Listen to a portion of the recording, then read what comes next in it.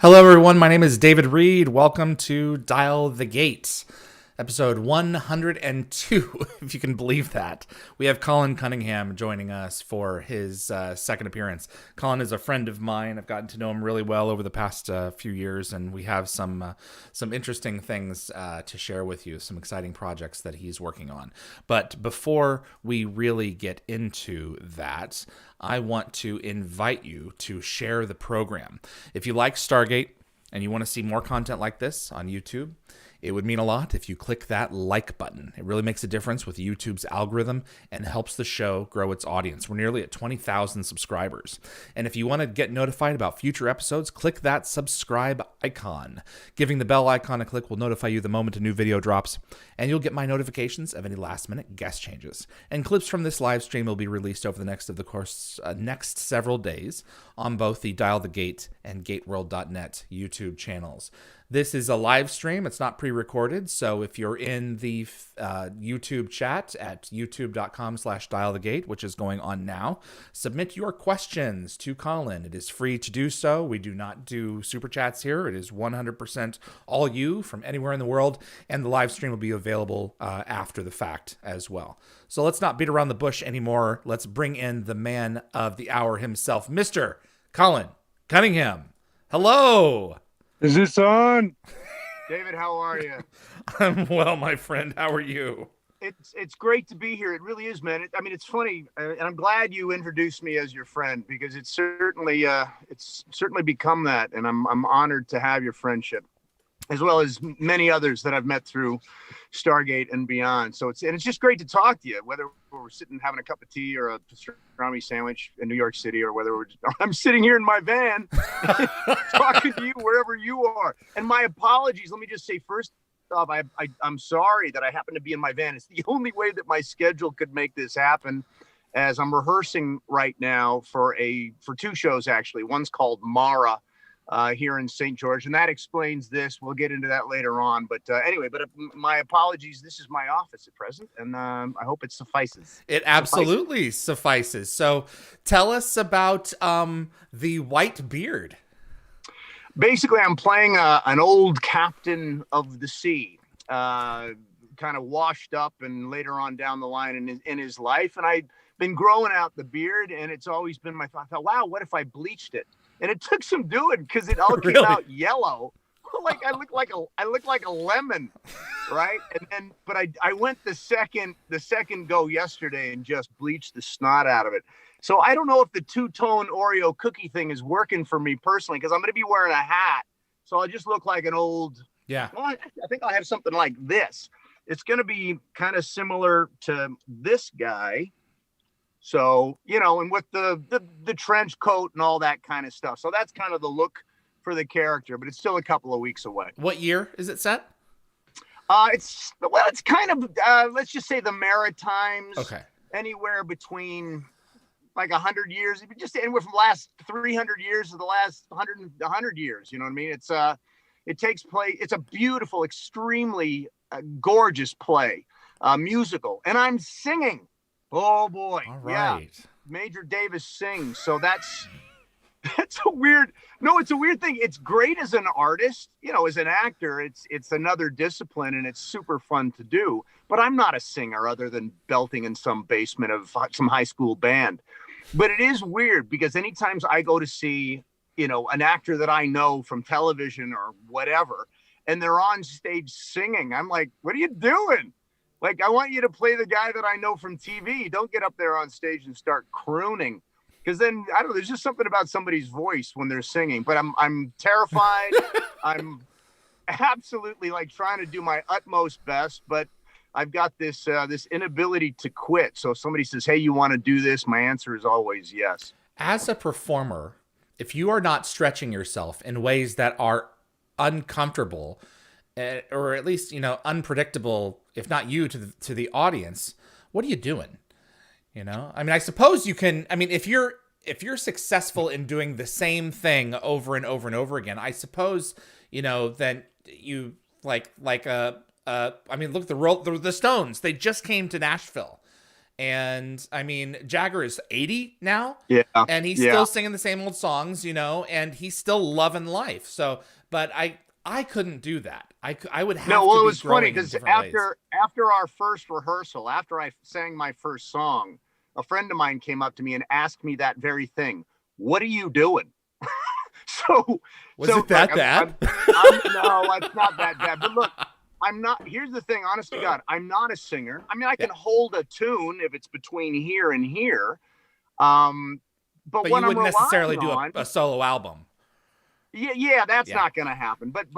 But fortunately, I can tell a story, and I'm looking at these lyrics as dialogue. Correct. And it's like, and the dialogue's really, really good. It's one of the most beautiful musicals I think I've ever heard in my lifetime. And this is Mara. And and to find it here in St. George, Utah is actually really kind of messing with my head. It's not Broadway. It's not Chicago. It's not London's West End. It's St. George, Utah.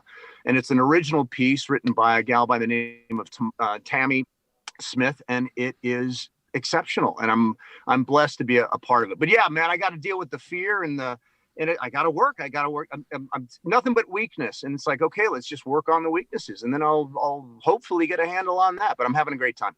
When is the premiere? 2 weeks from this. What day is today? Today's Saturday. So Saturday 2 weeks. the 13th. Yeah, 2 weeks yesterday. So Wow. it's Friday the 26th.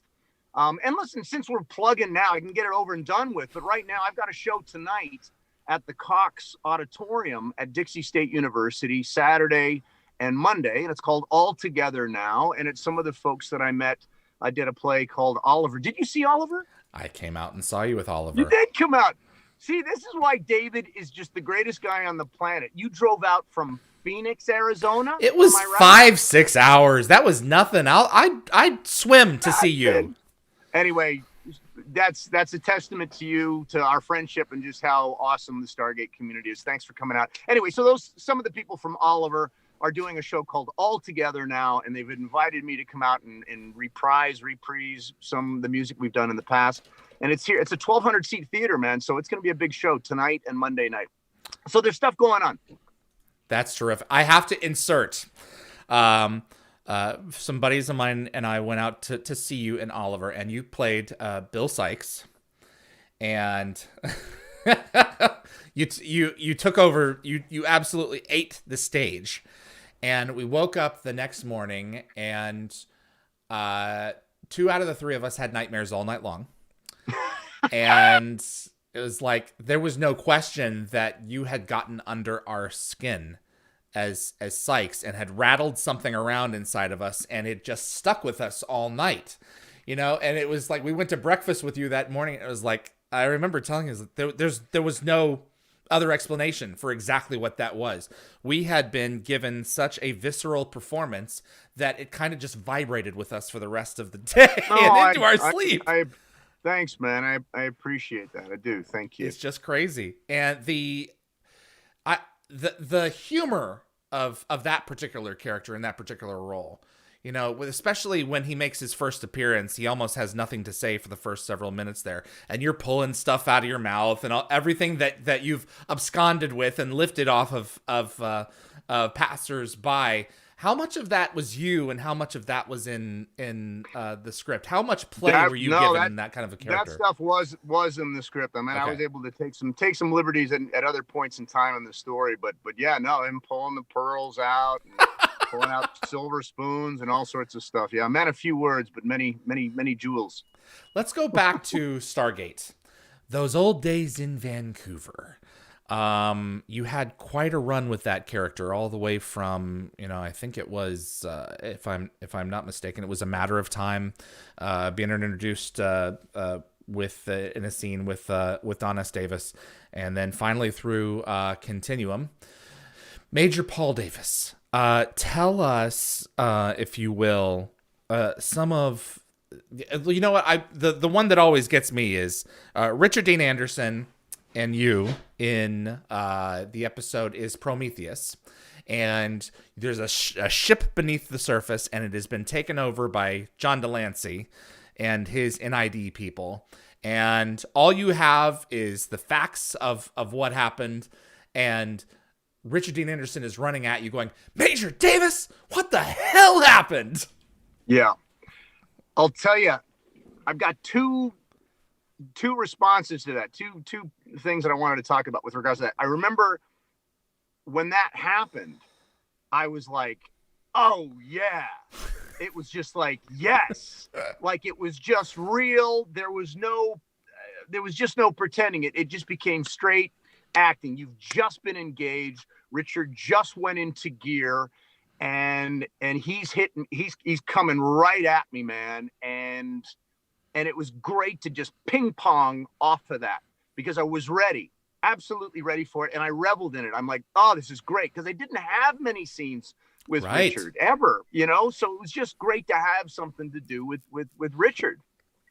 The second thing I remember in that blink was this guy's like one of the executive producers on the show, and he wants to see if I know what I'm doing here. Yeah. He wants to see if I've memorized my lines.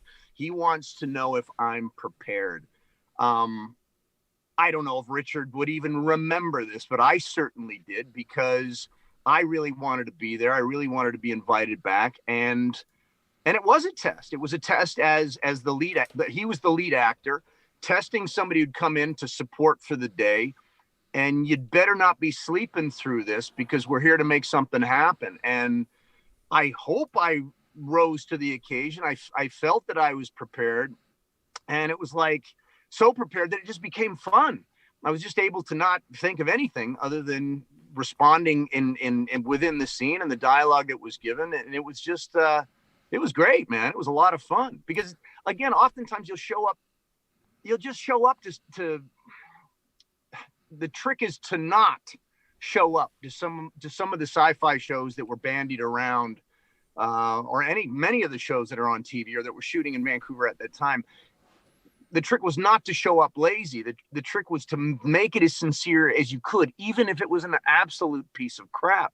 Fortunately, Stargate wasn't a piece of crap, but one of the reasons why it wasn't was because nobody ever showed up lazy. They showed up to play. The directors, the writers, the crew. I mean, everybody was trying to make this the best that it possibly could. And they believed in it. And I think that's what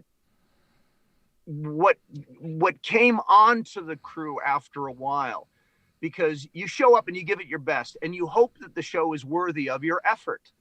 I think after a while, or very soon into Stargate, I think it was the crew and the other cast members realized that, hey, we've got something special here. And so not only will I bring my A game, but it will be appreciated.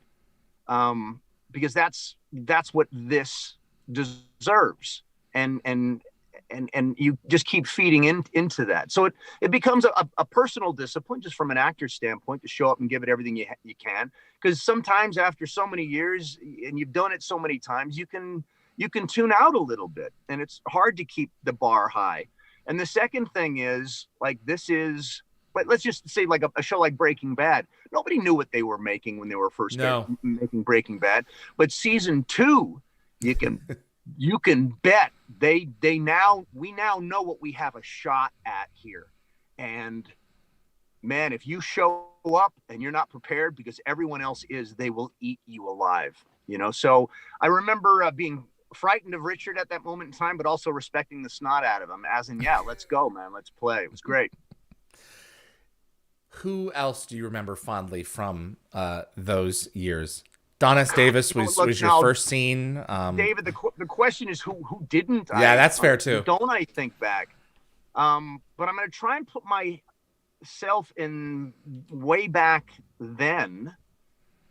I remember the people that were. Don was the only one I knew, and I've said this before. I was just happy to see him because he kind of took me under his wing when I was still just a young actor in Vancouver, and I can't even remember the titles, but every time I was on a show, it was like Don. I said Don, and he remembered me, so that was great. So I felt like only now I was coming into his house, but I wasn't showing up empty-handed. I had a bottle of wine and some muffins. It was like, hey man, I'm here and I can do good, and I'm here on your show, and the stakes were all higher because it was his house, But I also remember Terrell being extremely friendly. I don't believe, because I'm trying to think, because naturally I didn't meet Amanda that first day, or I don't think I did. So I'm trying to, and I remember the sound, the boom operator, because they're coming up to you and they're putting, little mics on you and clips, and so they're close, right? And he was super nice. I forget the man's name, and forgive me for that, because he was a genuinely nice man. And the makeup department, again, these are the people that you first meet when you first show up, and they were just an absolute.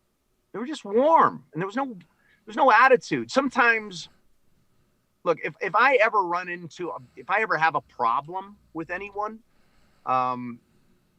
it's always been the makeup department. And the few times it's ever happened in my life, I hope. Well, anyway, like, I'm not going to get into that, because we've all had our good days and bad days. Of course. But I think it's the word makeup artist. They're the only person on the set with the term artist after their name.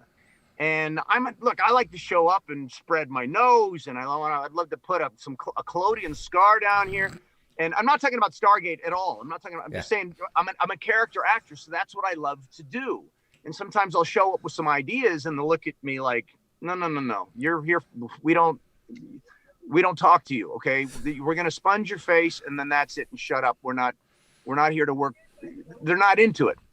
Whereas, so that said, there's sometimes an aloof, maybe just a bit of an artsy fartsy quality to that particular department. Stargate did not have that. It was just, good morning, how are you? Jan Newman.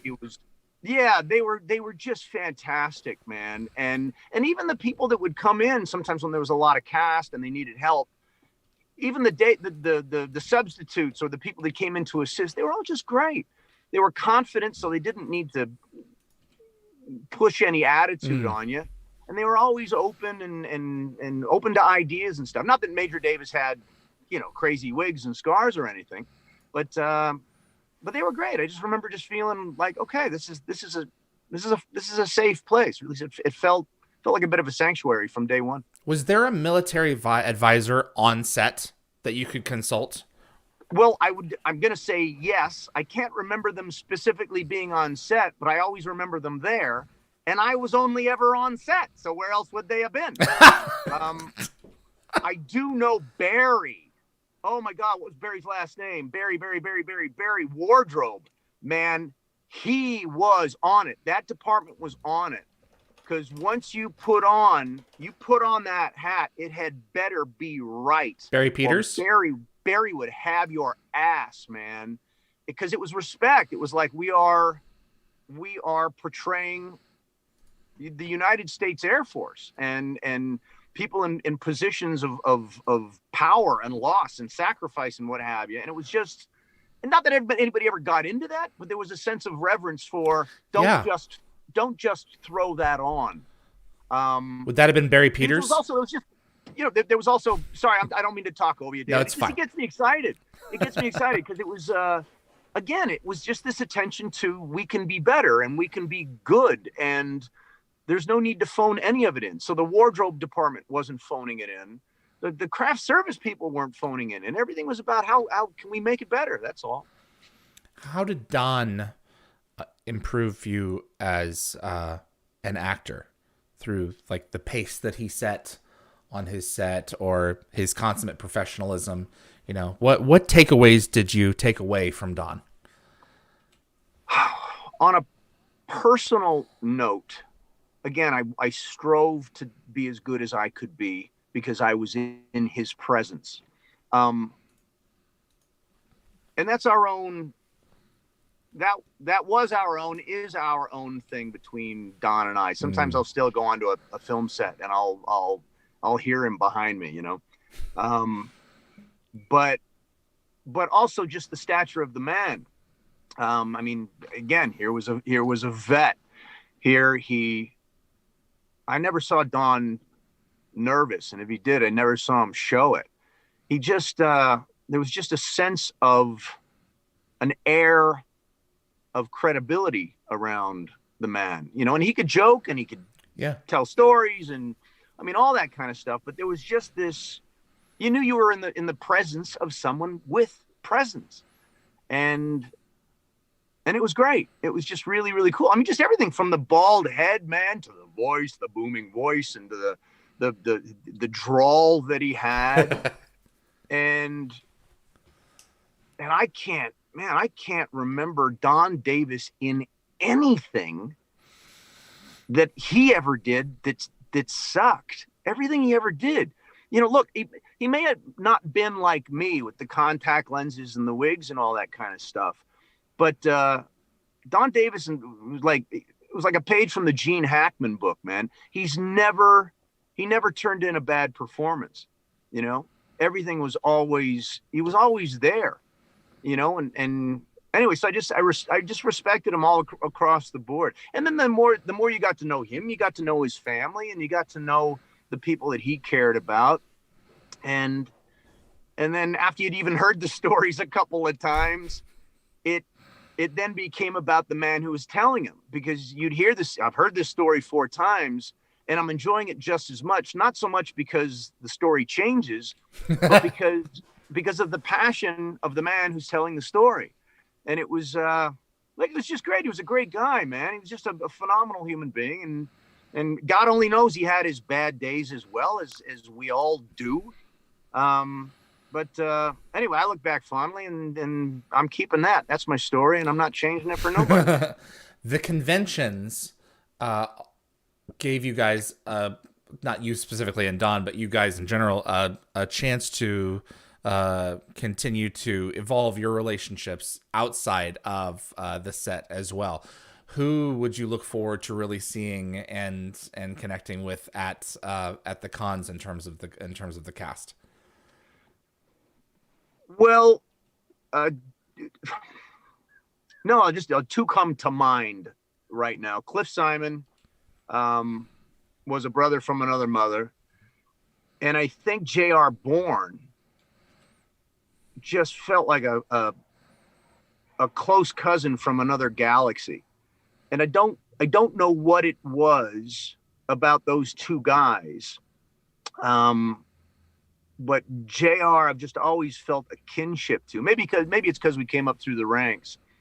And a lot of the stories that Cliff would tell me, just the one-on-one stories that he told me, because he had quite the life, and it didn't stop. And it never stopped up until the last second. That guy was just heading for the sun always.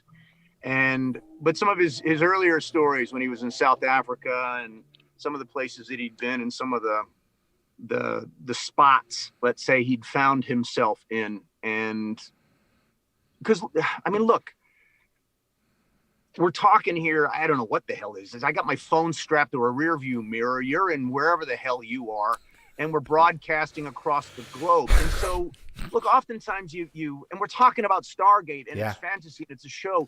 But also, look, life is friggin' hard, man. It can be really, really hard. And Cliff went through some shit. He did. JR's been through some shit. We've all been through some shit. So it's weird. I'm trying to walk this line between Major Davis and Ball, and the different characters that we play, and how I know some of these people, and I know them as human beings, and life is full of scars, man, and laughter and overcoming stuff and all sorts of stuff. So it's weird. So I guess my experience, or it's hard to articulate it because it's within this format that you and I are discussing, and it's like, well, what's appropriate, what isn't? Yet, look, it's all magical and it's wonderful. But to answer your question, those are the 2 that come to mind. And Martin, just as a director, Peter DeLuise is fantastic. He's hilarious. They're great. Look, they're just great. They've all either had a kind word to share when I needed one, or gave me some support when I probably didn't even deserve it. And those were the seeds that they planted. And so when I reflect back, I don't just reflect back on what it was to see the gate for the first time, or Gary Jones cracking me up, or money raised for charity. Sometimes it's just, wow, that person actually covered my ass just there, and I don't even think I said hello to them this morning. So it's that kind of stuff that you remember, as well. And I can't really, I'll shut up now. No, I remember when finding out that we lost Cliff, and you and I think we talked the same day. It's like, yeah. What the heck? What happened? Yeah. And it was a real, that was a hard week, to say the least, but it was also a reminder of mortality, and a reminder that, if you have the choice in how you, I suppose, go out, why not, in a form that you love, in performing art, basically, on the water, which is what he did with kiteboarding. I mean, the man, he was so, the sun would never have caught him in bed, I don't think, if he had a chance to be out there on the water, which was his temple. The beach was his temple. No, well, yeah, no, and it's funny because I remember when we spoke, and I'd only heard that he'd passed, but I hadn't heard where, and I think it was you when you said, I knew kite surfing, but then I think I asked where, and you said Topanga, and I was like, because I used to live there. Okay. So I know it well. And that was the only word I needed to hear for anybody who's ever been out to that beach. But yeah, man. And I ain't going to tears. I feel so empowered by Cliff's life. And I still just everything that he was about. And I can't wait to get out and go kite surfing in Topanga. That's one of the things on my list, simply because it's a good place to go, man. And you can't be afraid. You can't be afraid of it. You got to go. You got to go towards it. But look, I've still got a list of places to hit in Portugal and Spain, and a couple of little secret spots that Cliff gave me last time I spoke with him. And I'm going to get to that list, and I'm going to do it with a big smile and an open heart and a laugh, and I'm going to raise a glass of wine to his memory, because he's still with us, which is great. Absolutely stuff. He is. Yeah. You are in the early stages of quite the project right now, and I wanted to know if you could fill us a little bit in on Centigrade and where this idea started originally for you. Oh, wow. Well, first off, I'm just a little back. Centigrade, I am going to direct. We are in the process of developing Centigrade, the feature film. Many of you are already familiar with Centigrade, the short that I produced and directed and acted in way back when. We have been trying for a long time it was always meant to be a feature film, but a few things happened. Number one, once we got it out there, we won a slew of awards, and MGM optioned it as a TV show. So it was like, great. So that took up some time and energy. And then MGM had some financial restructuring and everything went off the shelf. The rights came back to us. Then it was like, well, what are we going to do? And I said, well, hang on a second. I got an audition for some show called Falling Skies. That's not going to have to go anywhere. So let me just finish this up and it'll be finished. So that took up 5 years and all this kind of stuff. So long story short, we all woke up very recently yet again and said, why haven't we made this film? We've tried going the $5-10 million route, and we've tried doing the TV show, and we've tried all these different, very legitimately, very professional, high caliber avenues to make it happen. And they, for whatever reason, they didn't have it happen. So we decided we're going to make this thing come hell or high water. So Centigrade has now become Centigrade Rising, and we're in development. We have built a website, and that gives you the back history on the project, the film, what it's about, at this stage of the game, who's involved. And we're going to make this thing no matter what the hell happens. So we've decided to do it on a shoestring budget. We're looking between $75,000 and $150,000. We're still reaching out to other higher echelons of funding and stuff like that because the script is so good. But basically, we've just decided it's time to do this. So we're gonna do it. And David, you're part of that. I remember reaching out to you way back before now saying, have you got any ideas? How can we make this happen? Can you help? And you were one of the first people to step forward and say, yes, I can, we can. And so, absolutely. I'm so excited to be a part of this project with you. I think some of these smaller stories have some of the bigger ideas, and the premise largely of the original short was that chickens will come home to roost for bad people who do bad things to other people, who mistreat the innocent. And I'd like to play the 45-second teaser for the original, if you don't mind. Yes, wonderful. Okay. Thank you.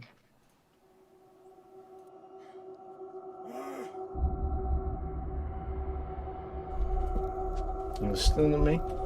Huh? Sitting there all quiet.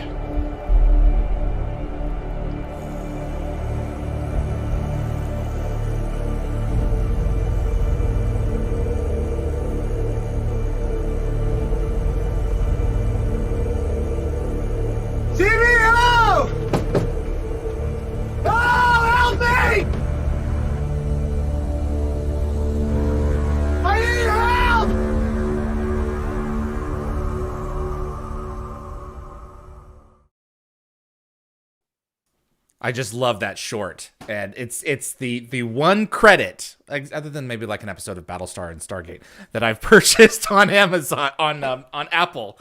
It was nice. Centigrade. I got it to this day. And now, so I have the website up, and so the short film the full thing is linked there. That's correct. So we can watch the whole thing there, right, as well? Yes. The short is there, and essentially the short is a sequence that would go into the feature film. Got it. But as you said, it's basically a film about what happens when karma rolls into town and basically accelerates the karma of everyone and everything it comes into contact with. And the karma in this particular story is personified by this big black pickup truck, and it will take place during the hottest week in recorded human history. So we've got that element. That's just kind of the pressure cooker in which the story unfolds. And the guy trapped in the Airstream is one of the stories. It's basically 4 or 5 people that do something that they shouldn't have done, and karma comes back to with the bill. Absolutely. And so that's basically what it is. So it's somebody referred to it as a what do they call it, a faith-based film on steroids. And I thought, okay, well, I mean, I don't know if we've got any religious stuff in there, but karma comes to town and he's coming to get you, So it's we're excited about it. We really, really are. There is this prescient like instinct, especially with people who have been raised in a faith, that I could go down this road, and what will happen to my spirit if I do? Maybe self-punishment, or maybe an external punishment of some form, maybe from elsewhere, maybe I'll from tell you, look, over here. Yeah, and not that the film really gets into any of those themes, but it does. It's nice at the very least. You look at everybody getting away with it, man. Politicians are getting away with it. They're getting away with it in the big cities, and that guy got away with it, and this guy got away with it. And you don't have to be accountable for anything anymore. There's everything, what was up is down, and down is up, and what was this way is now that way. And nobody, and it's like, whoa, stop. Mm-hmm. It's important that at least the idea that people who do bad things shouldn't gain reward and be blessed forevermore because of it. You know, there is something. I personally believe that it is a reap what you sow kind of thing. And if you don't reap it soon, it may be a year or 2 or 10 or maybe even 20 down the road. But there's a bill for every meal, man. There's no free lunch. There's no free lunch. Yeah, there's no free lunch. So you do as good as you can and try and spread that energy, you know. At least that's what I'm trying to do. That's what I'm trying to do with this film. So even though, yeah, it's a thriller and it's a guy stuck in lives in an old beat up Airstream travel trailer and he does a bad thing and he wakes up one morning and it's rolling down the highway, you know, and the doors won't open and the windows won't break and he's burning up and he can't get out. So these are just the great old Black Mirror, Twilight Zone, good old thrillers that I've always gravitated towards. It's good. It's good stuff. If your fans are having their ears perked up from this, how can we help? What do you need? Thank you. Well, I suppose the easiest way is just to be aware of it and to talk about it if you like it. Then you can hit the like button. You can like us and spread the word. If you want to do more than that, there is a donation button on the site. And it could be $1, it could be $5, you know, for the price of a cup of tea. And today, the miracle of this social media online stuff, literally, you could donate $1 and you have no idea, because of the spread of this amazing technology, that is significant, because 1,000 people, 5,000 people, 20,000 people hit $1. We're ready to shoot all of a sudden. So don't think that even a little, it's $1, it won't matter. It matters. It really, really does. And if you got a little more, then it's a little bit more. I mean, I always feel a little self-conscious asking people for money. Of course. Simple as that. It's just weird because I've been blessed more than anyone who's ever lived, simply by virtue of having a gig on Stargate SG-1 and playing Major Paul Davis. So so here's the thing. Don't donate. Don't give me any money, but give me a prayer. Send out a prayer. Maybe come and see it. I don't know. Just if there's anything you can do that can help, we'll be grateful for it. It's just as simple as that. But you can certainly go to the website to learn more, or just to check it out. Play the trailer, play the short. And it's www.centigraderising.com. And at the very least, you'll that's what I'm working on. People say, "What are you doing?" I'm doing that. Well, I'm doing a bunch of things, but that's the one that's close to my heart. And and it's like it's a trip. We're just not going to stop until we get it done. And Absolutely. It's scary, man, because I've got to announce to you and the whole world that I'm doing this. That's friggin' scary, David, because it means I have to do it. You're putting yourself up there and saying, okay. No, sometimes you don't want to. It's hard, man. It's hard. But those, you got to scare yourself, though. To get ahead, you got to scare yourself a little bit to get down the road. Otherwise, the journey isn't worth it. And the fact of the matter is, you know, I believe in you, and I believe in the work that you do, and the standard of it, and the quality of it. And the fact is, I want to participate in that process. And I'm asking that anyone who has the means, and I know it's rough right now. I know a lot of people are having trouble feeding their families, you know. But if they have the means, consider participating in some aspect. Maybe it's going on the website and reaching out and saying, hey, you know what, when you start shooting, you know, let me know where you are, and maybe I can help in some other way, or, you know, shape or form, or, you know, maybe I'm good with graphics or something else. And so centigraderising.com. Centigraderising.com. And I will, if anything, look, I don't know. I'm just so filled with appreciation and gratitude. When I look at some of the charity stuff, and not to compare this at all with that, but I've always been blown away at how generous, and like the GateCon, you know, and Friend and all those incredible people that raise all that money for Make-A-Wish and all this kind of stuff. So you guys have already made the world a better place tenfold. So let me just express that I'm grateful for that. And as far as my own little personal project here, I have great conviction about it. I think it's a message that's strong. It's a creative endeavor that I've been dreaming of pulling off for a long, long time, and nothing's going to stop me. I'm really happy for you, man. Thanks, man. Gap Stargate wanted to know, how do you put your head in a space to prepare for a role like Centigrade Rising, or like you did in the short, you know? I'll tell you, if that was the only thing that you needed to do, it would still be challenging. But if you've had an argument with your girlfriend, or with your mom, or with your dad, or your boss is giving you a hard time, it's the hardest part of acting is when those challenges come up, is to navigate through them, because it's different. Some days you can call in sick. You can't call in sick when you're working on a show or in a movie. So it's about shutting everything completely and totally out. Just from an acty schmacky kind of way. You never play the bad guy as a bad guy, ever.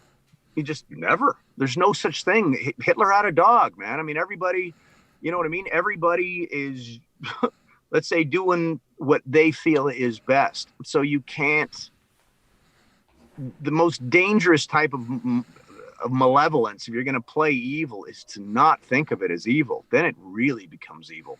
Mm-hmm. That's when it's really scary, man. So if anything, the trick for me for Centigrade was to play a guy who was a bad guy, and to see if I could make the audience feel sorry for him in a way, you know, or as in, because there's still a human being in there somewhere. Yes, they should spend the rest of their life in jail. Yes, they should sit in the electric chair. I don't know, but yeah. It should still be uncomfortable to watch. Yeah, why? That's right. You shouldn't take pleasure in just anyone suffering per se. Yeah, they're not a caricature. They're like a real person, and sometimes you don't want to know that your, what do you call it? Your enemies or people you hate are human beings. You know what I mean? You may disagree with them. You may want to hate them. And sometimes it's not so easy to do if they reveal themselves as vulnerable, you know? Mm-hmm. DJ Eric Soprasel, you told a story once about a time you heard yourself as Davis dubbed in a different language. Yeah. How did that make you feel? And what was that like? That was great. Well, I mean, I felt like a dog, you know, listening to a phonograph, or a dog that's looking at a stuffed toy dog, you know, like, is it a dog? It's not a dog.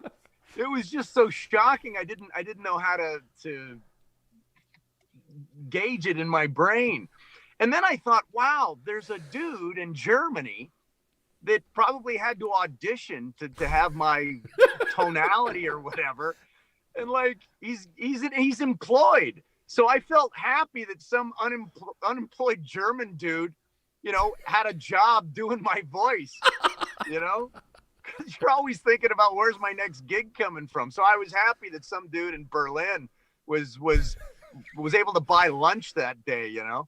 It's all the things that we take for granted when a product like an episode of SG-1 comes out, you know, then it has to be made for other markets. And the tweaks that we now have the ability to make in movies, like I remember the one that I think about is when Disney came out with Inside Out, and the little girl at the beginning of the film recoils at something on the table that she's supposed to eat. And in every region of the world, that item is different based on the kids and their sensibilities in that part of the world.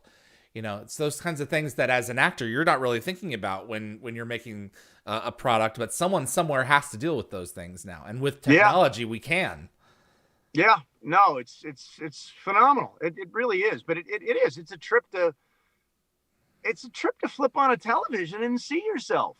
Look, my dad was in Muscle Beach Party with Frankie and Annette Funicello, Frankie Avalon. I don't even know if anybody even knows who that is anymore.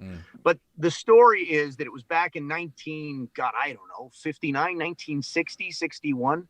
They made these movies, these Muscle Beach Party movies with muscle heads and stuff. And my dad was a natural bodybuilder, and he'd just come off the boat from Ireland, and he was in the movie. Long story short, I come home one night when my dad's 73. He's sitting on the couch, and I'm like, "Hey, Dad, how's it going?" And he says, "I'm just sitting here watching the television, and I just saw myself as a man of 21, 22, Oh, wow. and he'd completely forgotten about it, and there I am in the back, and I think he was doing background or something in this one scene.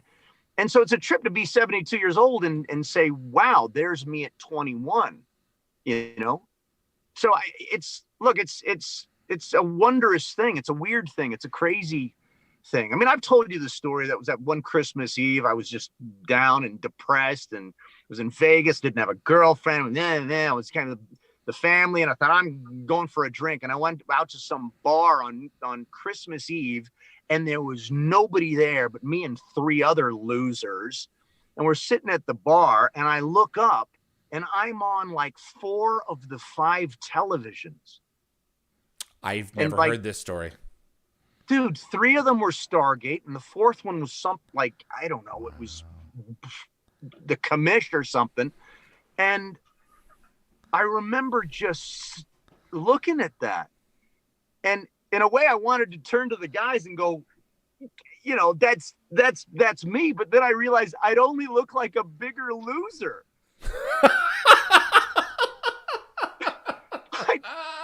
You know what I mean?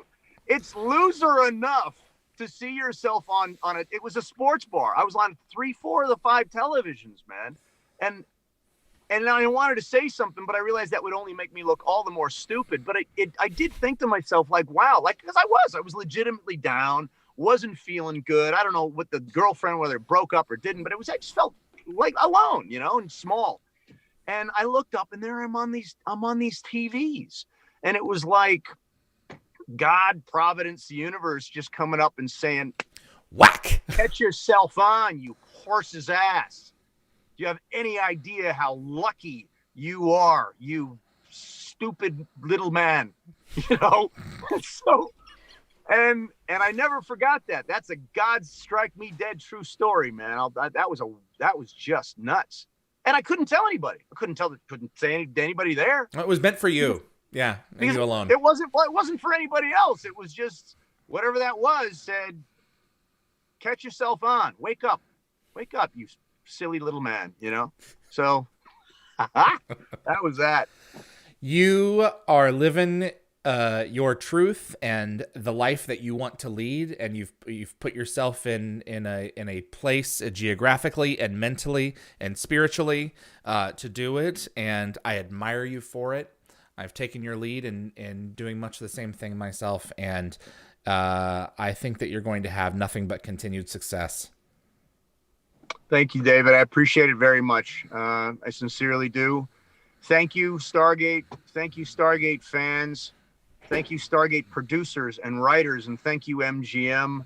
I just don't think any of you had any idea the domino effect that this entity that is Stargate would become, and how many lives it's affected. So, and I'm certainly one of them. So I'm in the deepest gratitude to each and every one of you. Thank you. And thank you for coming on, Colin. I will be in touch with you real soon. Thank you, David. Catch you guys later. Bye, everyone. Later, man. Colin Cunningham, Major Davis in Stargate SG-1, Atlantis, and Continuum. My name is David Reed. You're watching Dial the Gate. So if you enjoy that, be sure to like and share the show because it helps grow our audience. And I do have an update for those who were curious. The merch, the Stargate themed merchandise on Dial the Gate, the link has been updated.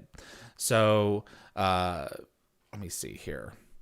So Dial the Gate is brought to you every week for free, and we do appreciate you watching. And if you want to support the show further, we have a merchandise portal where you can participate.